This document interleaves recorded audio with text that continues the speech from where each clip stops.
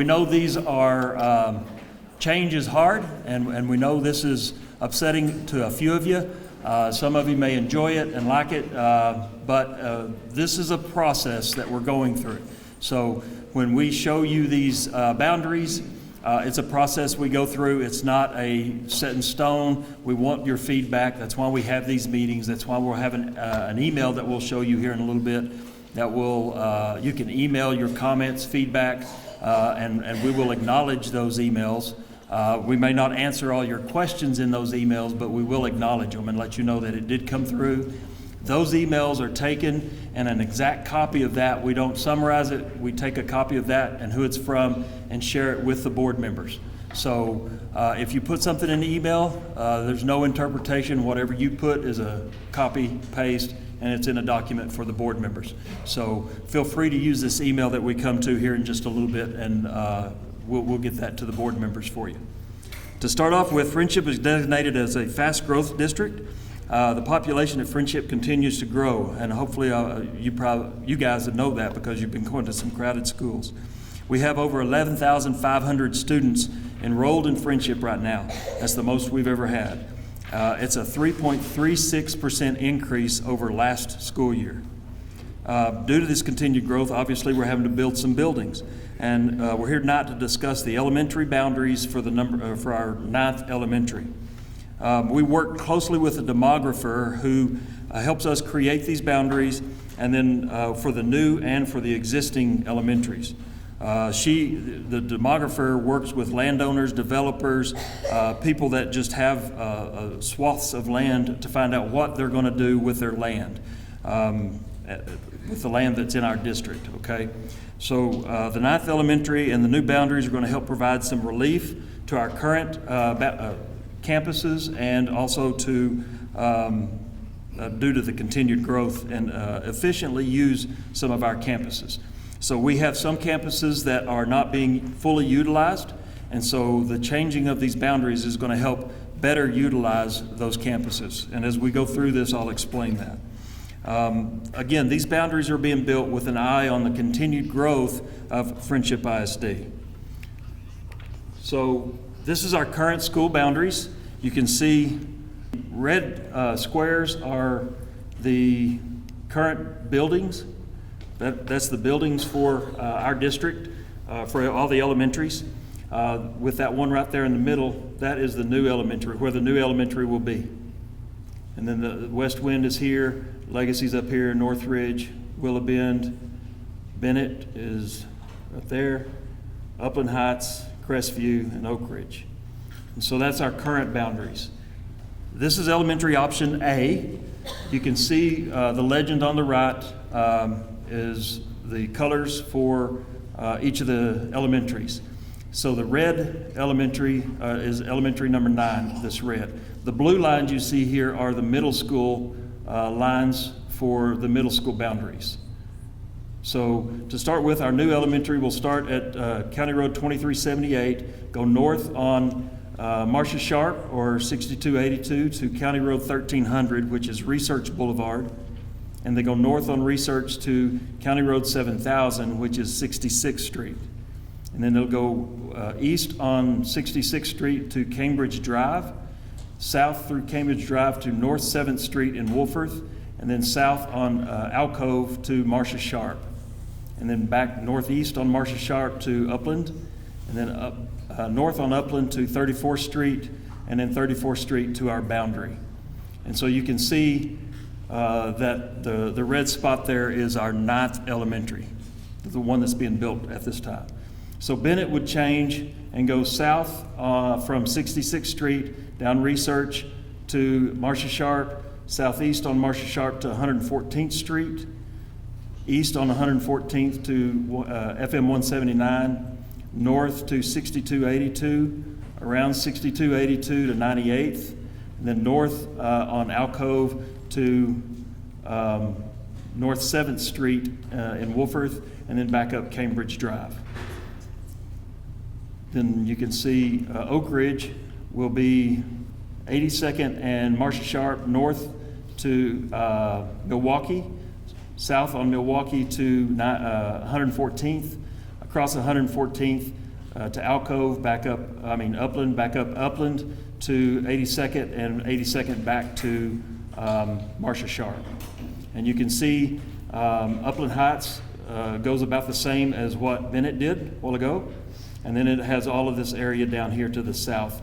And this is undeveloped area. A lot of it's farmland. Loop 88 will be coming right through here when it gets over here.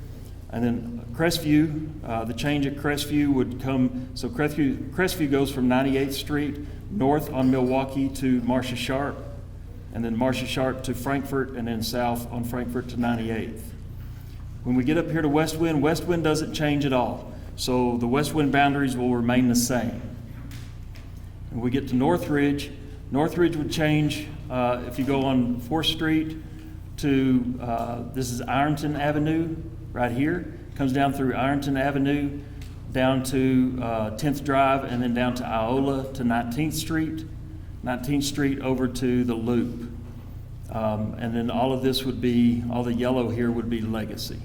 This current little sliver right here is already Legacy. This would connect all of that to Legacy.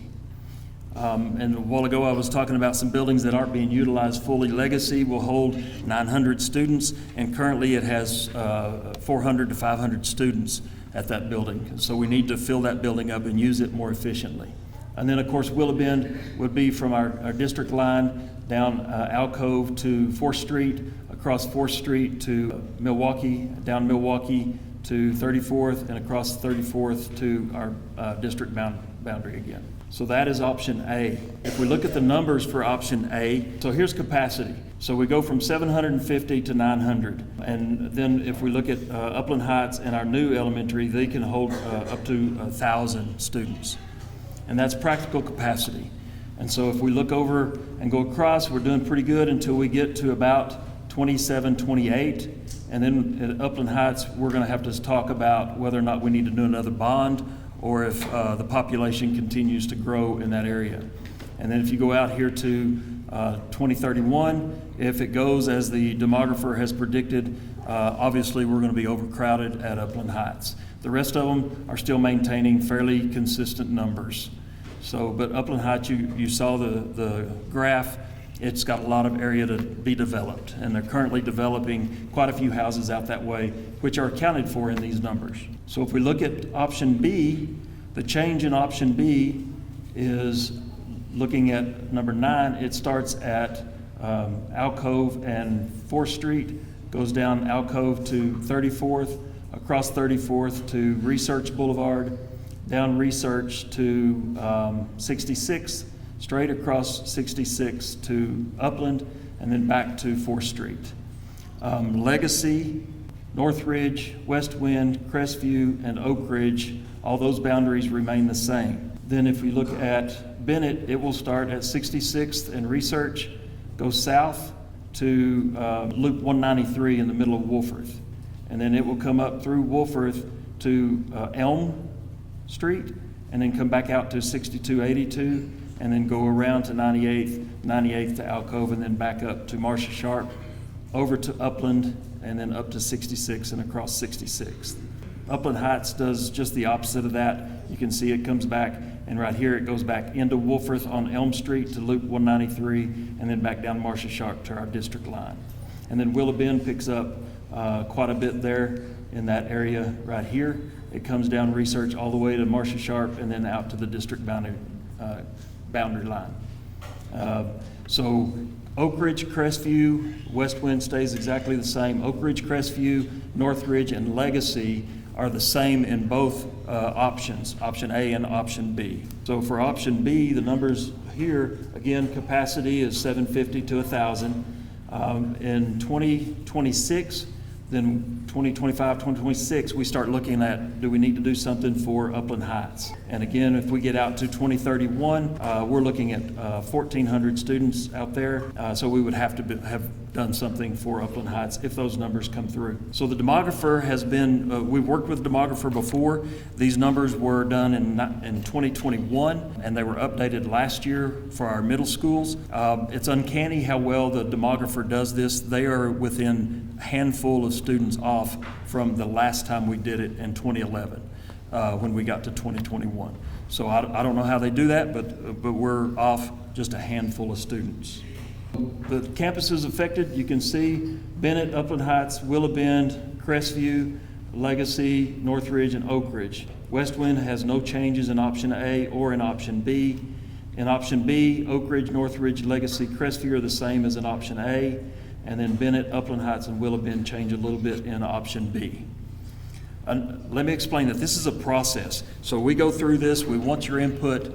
None of these have been set in stone. Last year, when we got feedback from the middle school, town hall meetings, working with our demographer, talking with our board members, we made adjustments from this. So just rest assured that when we say we want your input, we want your input. So we can make adjustments and see if we can make it work right. You guys may see something that we don't, that we may can tweak a little bit to make work better. So we want your input. And we have this meeting, we had the meeting last night at Willow Bend, and then the way it works going forward in November, there's a board meeting and I report the public comments. So our next board meeting in November, I will give a copy of all the emails, and we have people taking notes for tonight. So if you want to say something, we have a microphone in the middle. This is being recorded in the back, and we would ask that you come to the microphone to ask your question, make your comments, give us your input. And we have folks that are taking notes, but it'll also be recorded. Then we also will take the emails, and that will be given to the board members in November. In December, we recommend a proposed attendance boundary. As a discussion item for the board will provide opportunity for public input. So the public can come and visit with the board. At that time, it's not a question answer, but you can give input. And then the January board meeting, the board will vote on the proposed attendance zones. So that's when it's finalized, is in January. So we've got a little bit of time to work on that. And then in the spring, we work on grandfathering guidelines. What grandfathering is, we look at that and we go, which students can we keep at the home campus, at their current campus? So I'll use an example of what we did last year for middle schools. Last year for middle schools, when we opened Alco Trails, we said, okay, 8th graders, you've been at this campus for 2 years. If you want to stay, you can grandfather or stay at, and I'll use FMS for an example. You can stay at FMS. And if you want to stay at FMS, you can stay, but the other part of that was your 6th or 7th grade sibling has to go to Alco Trails. And so that's what we did last year.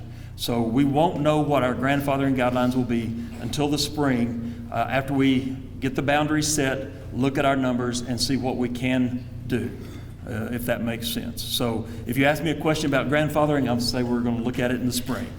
Okay? So that's my contact information. That's the phone number. I'm in a lot of meetings. I try to call people back.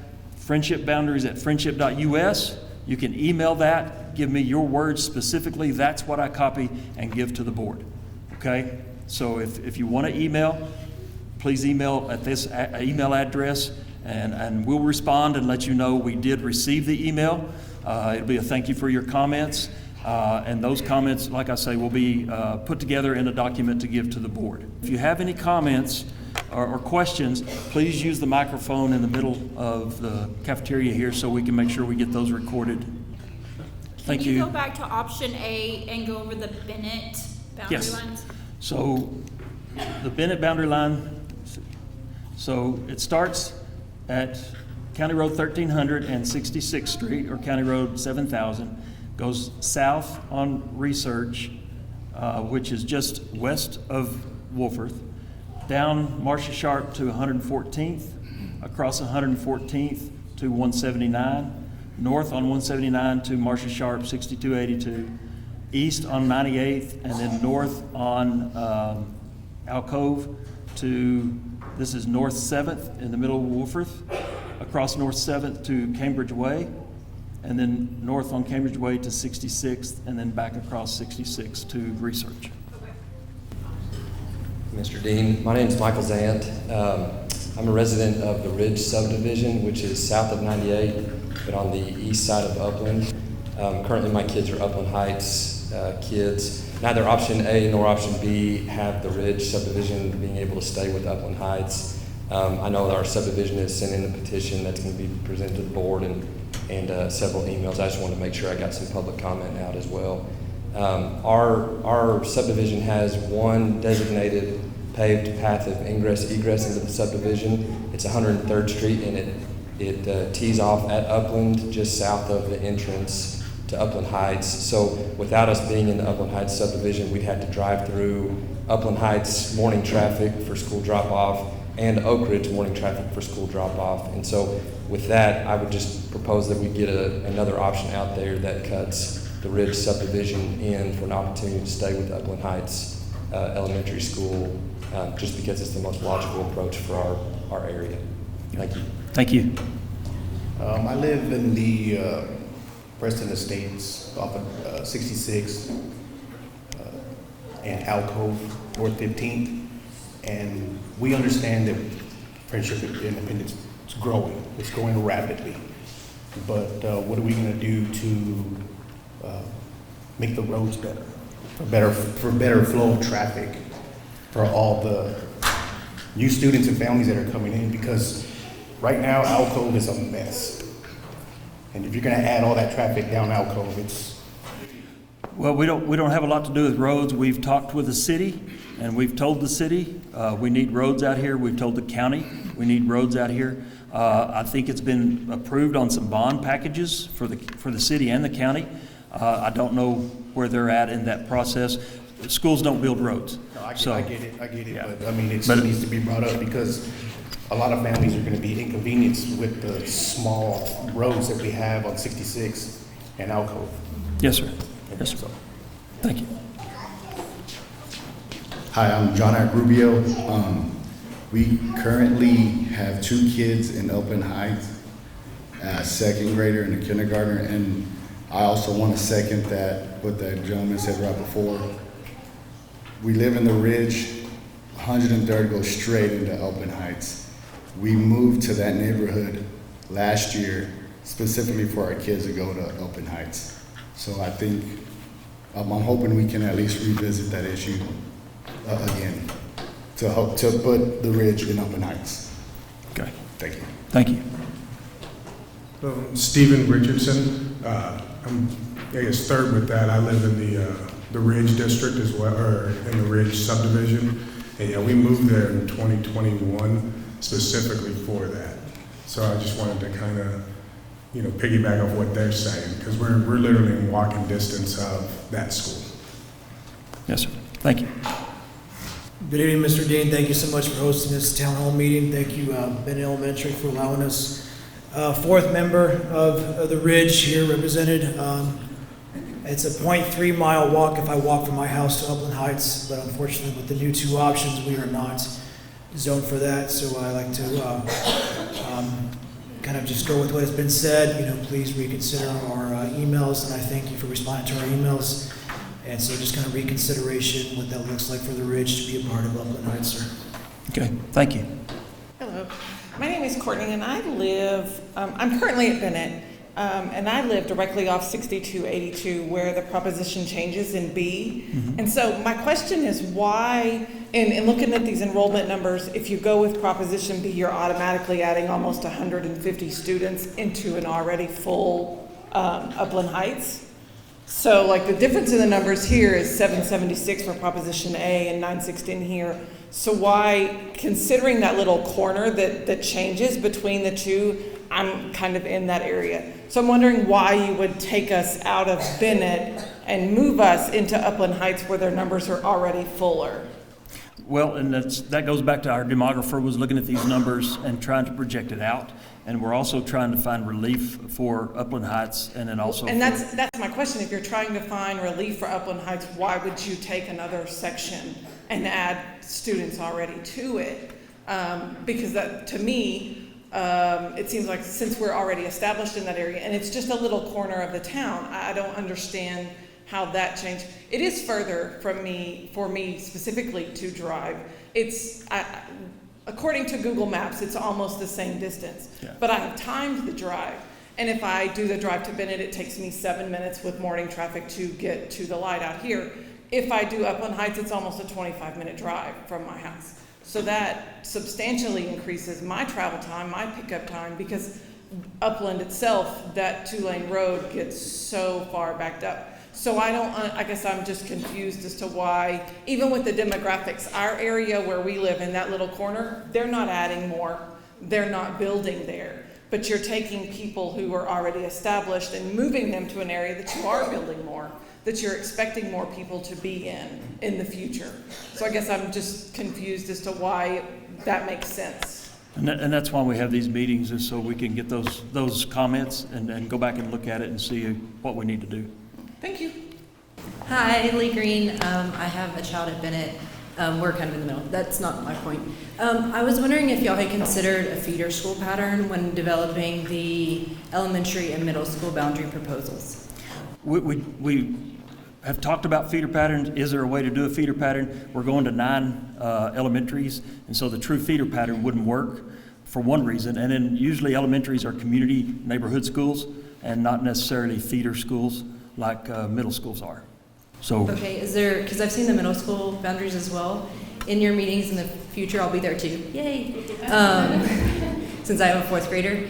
Looking at maybe developing, if we're not going to have feeder schools into elementaries where kids are just a little bit more fluid in their understanding of school spirit, to encourage that as we go forward into the middle schools, because they really do get that unity, their sense of community, especially in those very challenging developmental years. And being able to go to high school with people that you know is very important. So, yeah, thank you. yeah, we've been Tigers from pre-K through 12 for, well, by the time we build a new high school, 90 years. So we understand that, and we're trying to be sensitive to that. Erica O'Connor, and I live in Preston Manor, and so with option A, you're literally splitting a neighborhood in half. And so that's kind of concerning as somebody that lives in a neighborhood that's a community as well. You're asking half of a community to go to one school and another portion to go to another. And that seems kind of, insensitive, to be honest. I hate to say that, but you're asking kids that run and play outside to go to 2 different areas and split, and they do learn school spirit at an early age. And I'd like to piggyback on the road situation, even though you have no say over that, sir. Maybe if we continue to voice our opinion, maybe you can be a bigger voice for us. Because with 3 schools now being off of Upland and 66, that Friendship is now building, that is a lot of traffic for tiny little county roads that the city and county are doing very little for, and that are already very poorly maintained. Yes, ma'am. Thank you. Thank you. Hi, my name is Stephanie Stone. My kids are both here at Bennett. I would like to just echo what Courtney, I believe, said earlier.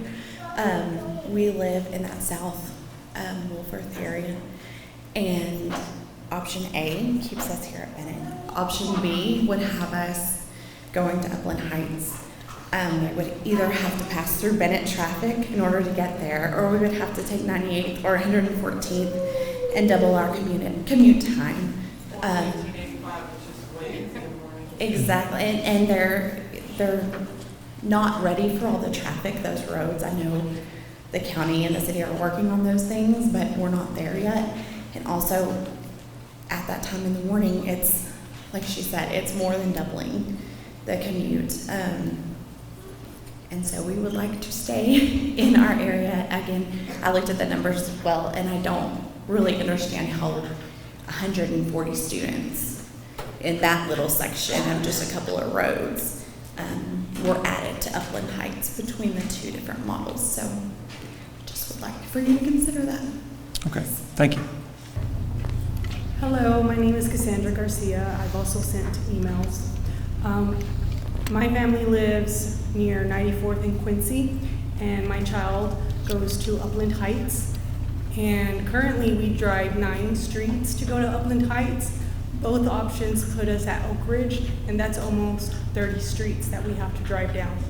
And so I just ask that you please reconsider, because almost 30 streets and traffic lights, that's going to like double or triple my morning commute. Whereas right now, there are no traffic lights from my house to Upland Heights.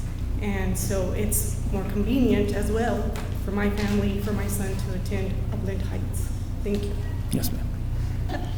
I'm Tiffany. So we've been talking about feeder patterns over there, and I do think with the new high school opening, you do have to consider how you're splitting some elementaries in half, just because they're going to start off as one thing and then go to something else to go to something else. The high school is so close to being open that I know that at some point maybe it's not possible, but I think if you look at it again, maybe it is. That way you can start elementary schools that are going to feed into the high school as whatever that mascot is going to be, and then you keep the ones that are feeding into FHS Tigers. But I do think that the patterns kind of have to match up, because right now you're splitting neighborhoods and then you're splitting middle schools. You're not giving those kids a chance to develop a community. Thank you. I'm Christy Perez. I teach here at Bennett. Can we see the slide with all of the numbers? Which one? Both. I want to take a picture.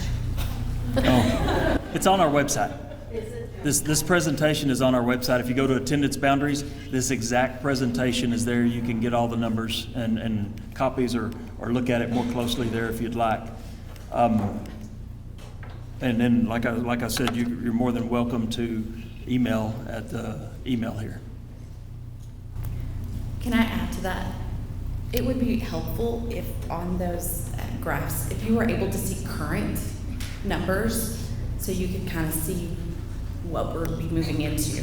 That would be helpful. Okay.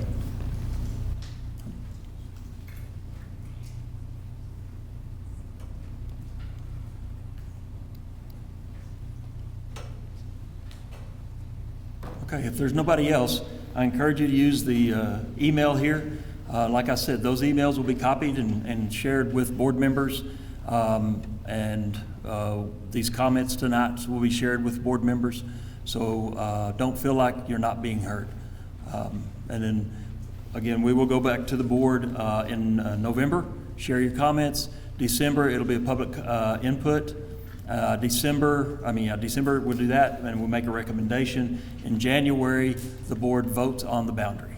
So that's kind of the timeline that we have.